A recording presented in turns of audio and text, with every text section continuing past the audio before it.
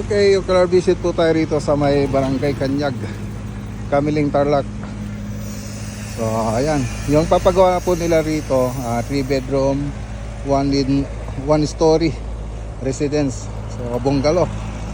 So yung design requirements po nila rito, yung sa may living room, naka high ceiling, nasa 130 square meter po yung bahay. Tapos may carport po siya.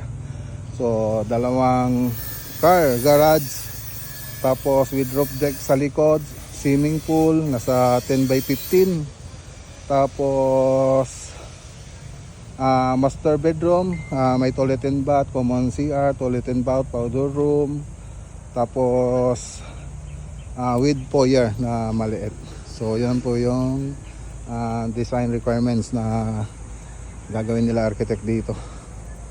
So ayan, sana makuha po natin mga boss. Yan, sinusukat na rin po natin, tapos kinuha na rin po natin yung kinuha na rin po natin yung lot plan niya. Alright.